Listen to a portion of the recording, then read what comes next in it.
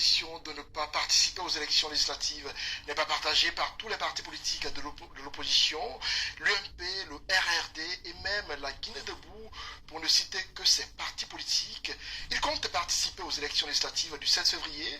Les leaders de l'UMP et du RRD respectent la position de leur père, mais n'entendent pas s'y plier, surtout à leur volonté d'empêcher la tenue de ces élections. Mamadou Sadio Baldé et Tiernosa Douba les ont rencontrés. Boubacar Siddiq Diallo et Abdoulaye Kourma respectent la volonté de l'opposition de vouloir boycotter les élections législatives.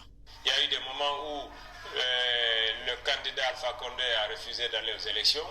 Les Guinéens sont partis voter et les institutions ont continué à fonctionner.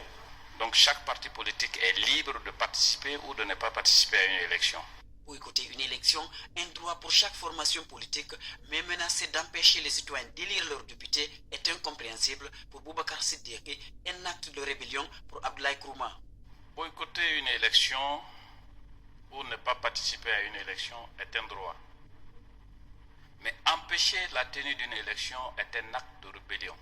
Mais lorsqu'ils affirment qu'ils vont empêcher les autres qui veulent aller d'aller, c'est qu'ils sont en train d'enfreindre un principe constitutionnel, et ce principe constitutionnel qu'ils disent défendre.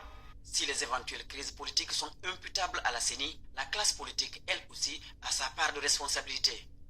Depuis 6 ans, le RPG Arc-en-Ciel et l'UFDG sont en train de falsifier toutes les lois de la République et les mettre conformément à des accords politiques que les deux blocs ont fait, aidés par l'UFR.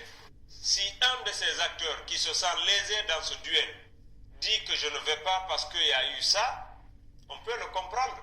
Il a essayé, il a pactisé avec le diable, mais sauf que le diable l'a emporté. Mais on ne le comprendrait pas dans la dimension où il veut nous empêcher, nous, d'exprimer notre faculté constitutionnelle. Ah là, c'est tout faux. Abdoulaye Kourma s'apprête à porter plainte contre la CENI si la date de législative est reportée.